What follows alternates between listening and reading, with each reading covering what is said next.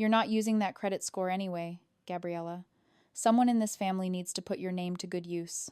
My sister Jasmine leaned in close, her breath smelling of expensive mimosa, and clinked her champagne flute against my water glass.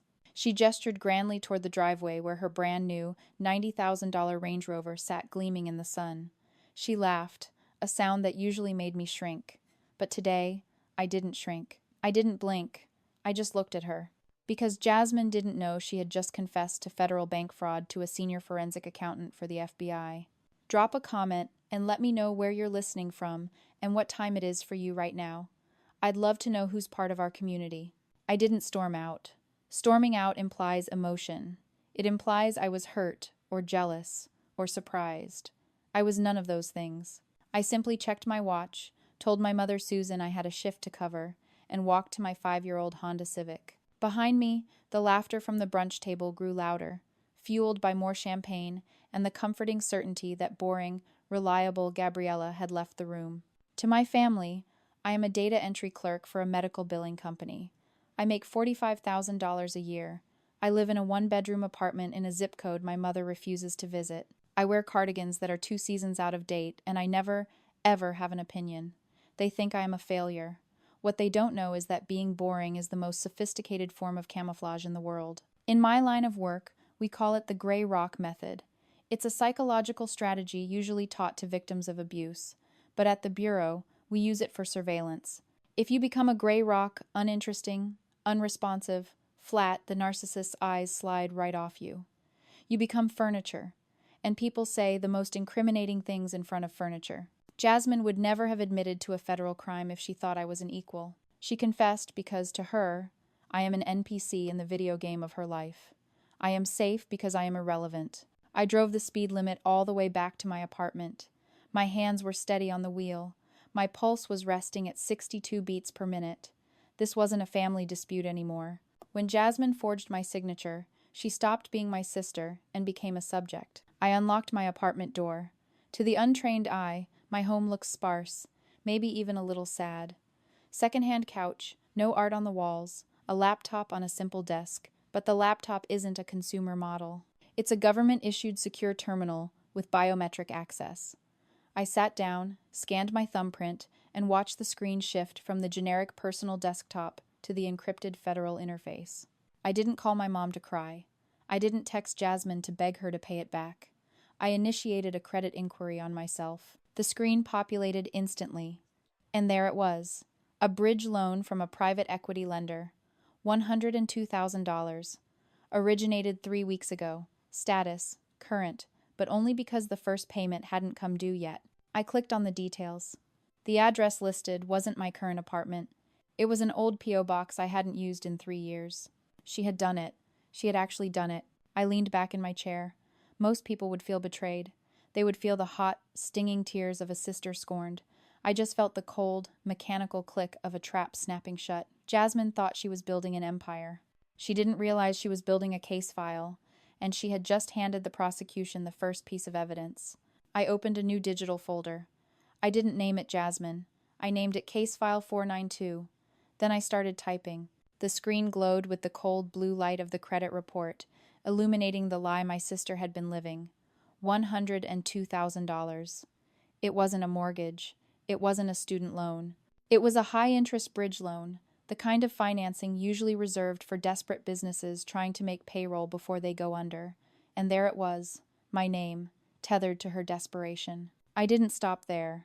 A forensic accountant doesn't just look at the debt. She looks at the ecosystem that created it. I opened a new tab and began the digital autopsy of Jasmine's life. To the outside world, my sister is a visionary interior designer. Her Instagram is a curated gallery of marble countertops, Italian silk drapes, and that brand new Range Rover. But social media is just evidence of spending, not income. I accessed public records. The design firm, the one my parents brag about at every country club dinner, had 3 lien filings against it in the last 6 months. Her exclusive studio in the city, eviction proceedings were initiated 2 weeks ago. The $90,000 car wasn't bought with profits. It was a lease she was already 2 months behind on. It was a house of cards built on a foundation of quicksand. And that's when I understood the mechanism behind the crime. In sociology, There is a concept called the golden child's burden. Families like mine assign roles early. Jasmine was the golden child, the shiny object, the proof of my parents' success. I was the scapegoat, the drab background that made her shine brighter. But the golden child isn't a position of power. It's a position of endless, crushing pressure. You have to be perfect. You have to be rich. You have to be the winner. Always. When reality starts to crack that image, when the debt piles up and the winner starts losing, they experience what psychologists call a narcissistic injury. It's a panic so deep it feels like dying. Jasmine wasn't stealing from me because she was greedy. She was stealing from me because she was starving. She needed fuel to keep the golden facade burning, and I was the only available resource. In her mind, devouring her useless sister wasn't a crime. It was a survival mechanism. She simply couldn't conceive that the scapegoat might actually be the one holding the power. I looked at the numbers again. The loan she took out in my name wasn't for an investment. It was to pay off the back rent on her studio and the lease on the Range Rover. She had burned my credit score just to buy herself another month of pretending she was better than me. Most people would see a villain. I saw a drowning woman who had decided to climb on top of my head to keep breathing. It was pathetic. It was tragic. And it was going to be the evidence that put her in federal prison. I saved the files, backed them up to a secure server, and prepared for the next step. I had the what and the why. Now, I needed the confession. I gave her one chance. Not because I owed her mercy, but because a comprehensive investigation requires ruling out all other possibilities. I needed to document that the subject was given an opportunity to cure the default and refused. It was the final box on my checklist before I initiated the nuclear option. I drove to my parents' house in Lake Forest on a Tuesday evening. Jasmine was there, of course, consulting with my mother Susan on new drapes for the living room. When I walked in, they didn't even look up from the fabric swatches. I asked to speak to Jasmine alone. She sighed, rolled her eyes at our mother, as if to say, "Here we go," and followed me into the den. "I know about the loan," I said. My voice was flat. No inflection. $102,000. Bridge financing. High interest. Jasmine didn't flinch. She didn't look guilty. She smiled, a tight, patronizing expression she usually reserved for waitstaff. "I told you, Gabriella. I'm handling it. It's a leverage play. You wouldn't understand. You used my name," I continued. "You forged my signature. That is fraud. I want you to pay it off. Today. Or transfer the debt to your own name." She laughed. It was a sharp, ugly sound. Pay it off? With what? My capital is tied up, and I can't transfer it.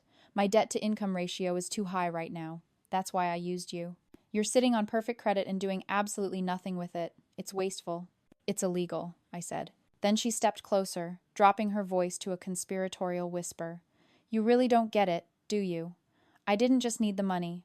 I needed to teach you a lesson. You think you're so superior with your little savings account and your little budget, but you have no skin in the game.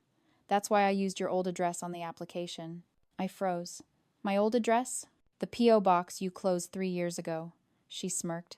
"I figured the default notices would go there, and by the time you found out, your credit would be trashed. Maybe then you'd understand what it's like to actually struggle. Maybe then you'd stop looking down on people who take risks."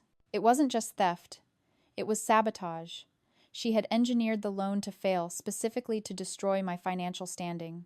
She wanted to break me because my stability made her feel insecure. Before I could respond, the door opened. My father, Joseph, walked in, followed by my mother. They sensed the tension immediately. "What is going on in here?" Joseph demanded. "Gabriella is harassing me about business finances," Jasmine said, instantly shifting into victim mode. "She's jealous that I'm actually making moves while she's stuck in data entry." "I'm not jealous," I said, looking at my father. "She stole my identity. She took out a 6-figure loan in my name, and just admitted she plans to let it default to ruin my credit." I expected shock. I expected outrage. Instead, my mother sighed. "Oh, Gabriella, don't be so dramatic," Susan said, waving her hand dismissively. "Jasmine is building an empire. She needs liquidity. We all help each other in this family. You should be flattered she trusts you enough to involve you." "She committed a felony," I stated. "She borrowed some credit," Joseph corrected, his voice stern. "Stop using words you don't understand. Your sister is under a lot of pressure. If you can't be supportive, then maybe you should leave until you can adjust your attitude." I looked at them. I looked at the 3 people who were supposed to protect me. I saw the sneer on Jasmine's face, the annoyance on my mother's, the disappointment on my father's. They didn't see a victim. They saw an obstacle to their golden child's success. Okay, I said. I understand perfectly. Arguments are for people who think they can change the outcome. I knew the outcome was already mathematical. I turned around and walked out of the house. As I reached my car, I didn't feel sad. I felt the cold, heavy weight of absolute clarity. They had made their choice. They had declared their allegiance. I sat in the driver's seat and pulled out my phone. I opened the voice memo app. The recording was 17 minutes long. Every word, every admission, every dismissal captured in high-definition audio. Jasmine had confessed to intent. My parents had confessed to complicity. I stopped being their daughter in that driveway. I put the car in reverse and backed out. It was time to go to work. The drive home was silent. No speeding, no angry music, just the hum of the engine and the calculation of assets versus liabilities. When I walked into my apartment, I didn't take off my shoes. I sat directly at my secure terminal and initiated Protocol 14. In the Bureau, Protocol 14 isn't a formal code, but it's a mindset known among white-collar crime investigators. It's the moment you stop being a human being with feelings and start being a machine that processes evidence. It is the complete and total amputation of empathy. My sister Jasmine wasn't family anymore. She was a target. My parents weren't my mother and father. They were collateral damage. I logged into the federal database and flagged the loan for suspicious activity. Then, I began the forensic reconstruction of Jasmine's financial history. This is where amateurs get caught. They think money is liquid, that it flows and disappears like water. But to a forensic accountant, money is ink. It stains everything it touches. We call it the inevitability of the paper trail. Every time Jasmine clicked accept on a digital form, every time she transferred funds from one shell account to another, every time she forged a signature, she wasn't just stealing money. She was building her own prison cell, brick by digital brick. She thought she was being clever by moving assets around, but she was just leaving a map that led straight to her wrists. I traced the $102,000. It hadn't gone to business expenses. $50,000 had gone to a luxury car dealership. $20,000 to a high-end wedding planner for a party she was throwing herself. $12,000 to a retainer for a crisis PR firm.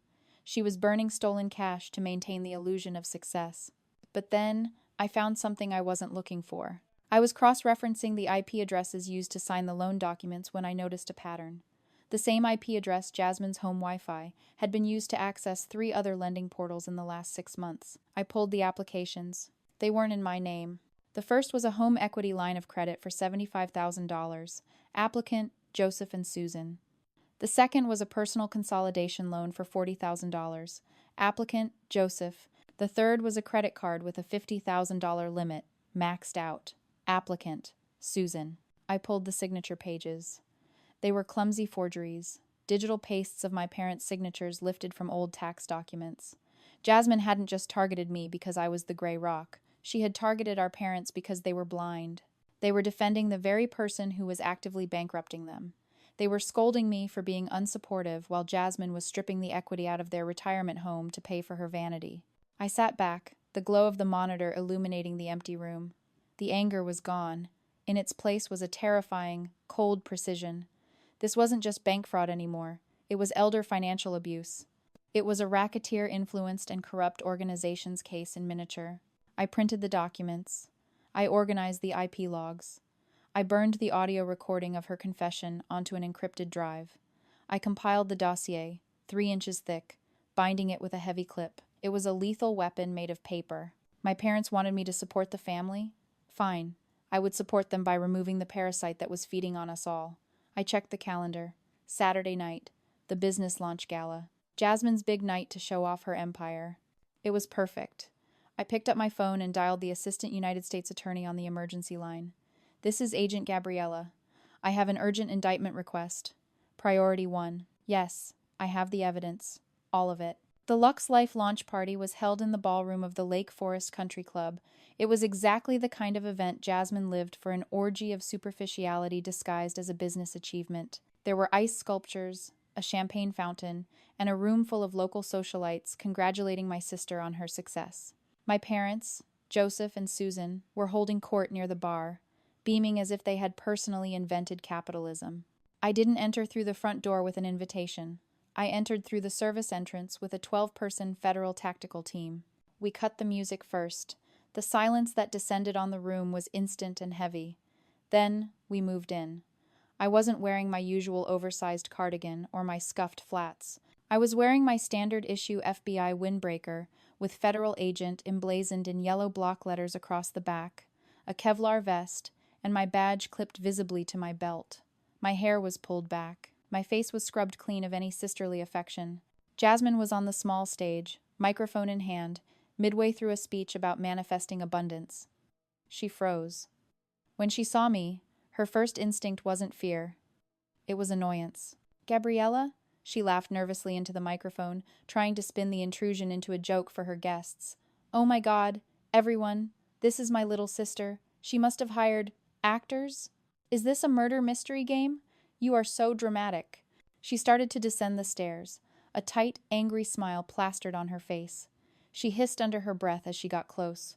"What the hell are you doing? You are ruining my night. Get these strippers or whatever they are out of here." "I'm not a stripper, Jasmine," I said. My voice carried across the silent room. "And I'm not a data entry clerk." "Gabriella, stop it!" My mother, Susan, rushed forward, her face flushed with embarrassment. "Take that ridiculous jacket off. You are embarrassing your sister in front of investors." "Step back, ma'am," one of my agents barked, stepping between us. Susan gasped, clutching her pearls like a character in a bad movie. "It's okay, Agent Miller," I said calmly. I stepped forward, closing the distance to Jasmine. "Jasmine Marie, I have a federal warrant for your arrest." Jasmine scoffed, rolling her eyes. "For what? Being too fabulous? Go home, Gabriella. You're drunk. For bank fraud, wire fraud, aggravated identity theft, and money laundering," I listed, my tone clinical. "You are also being indicted on 3 counts of elder financial abuse." "That's ridiculous," my father Joseph sputtered, pushing his way to the front. "She's a successful businesswoman. She just bought a Range Rover." "Gabriella, I demand you stop this charade. You are just jealous because your sister is a winner and you're a nobody." "I am a senior special agent with the FBI White Collar Crimes Division," I announced, pulling my credentials and holding them up. The gold shield caught the light of the chandeliers. "I have been building a case against this business for 3 weeks. The Range Rover is stolen property. The launch party was paid for with fraudulent funds. And the investors in this room?" I looked around at the horrified crowd. "You're all witnesses." Jasmine tried to run. It was a reflex, a stupid, panic-induced flight response.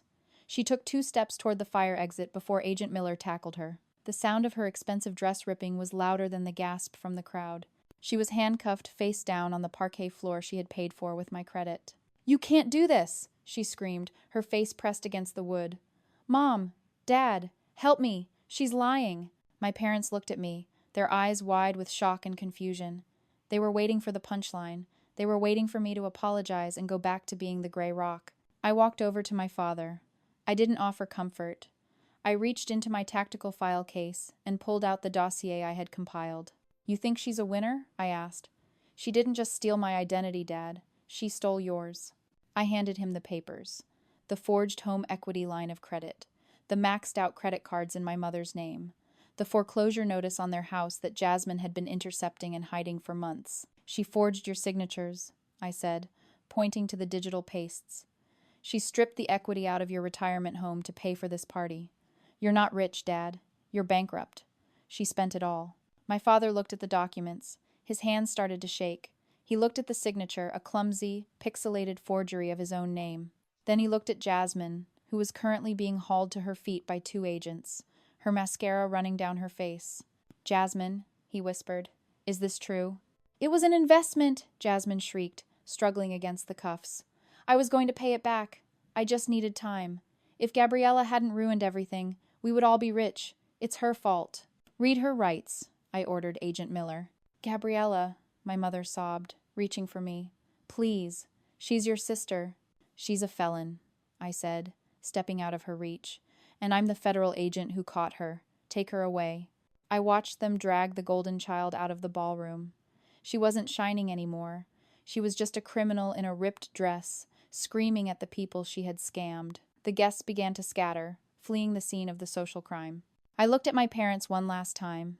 They were standing in the wreckage of their illusions, holding the paperwork that proved their favorite daughter had cannibalized their future. They looked old. They looked small. "I'd advise you to get a lawyer," I said. "You're going to need one for the bankruptcy proceedings." I turned on my heel and walked out. I didn't look back. Protocol 14 was complete. The sentencing hearing was brief. Federal courtrooms are not designed for drama. They are designed for finality. Jasmine stood before the judge in an orange jumpsuit that clashed violently with her complexion. Her hair, usually a chemically engineered shade of platinum blonde, was showing dark roots. She looked small. She looked ordinary. "Jasmine Marie," the judge said, peering over her spectacles, "you have been convicted of 14 counts of federal fraud, aggravated identity theft, and elder financial abuse. You targeted the people who loved you most. You exploited their trust, not out of necessity, but out of vanity." Jasmine tried to speak, tried to launch into one of her rehearsed speeches about being a misunderstood entrepreneur. But the judge cut her off. "This court sentences you to 96 months in federal prison, followed by 5 years of supervised release. You are ordered to pay restitution in the amount of $340,000. All assets purchased with fraudulent funds are hereby seized." My mother Susan let out a sob that echoed in the quiet room.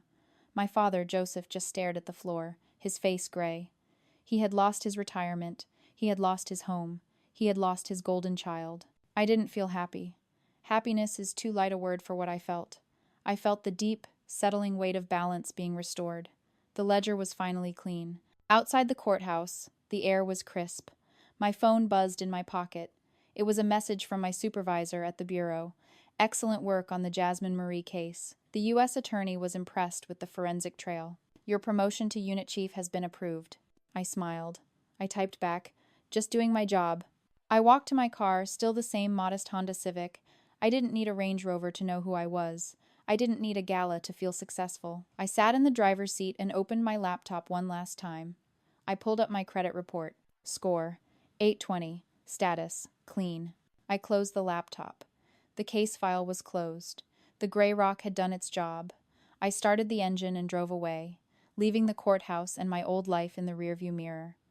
I was done being invisible. I was Agent Gabriella, and I had work to do.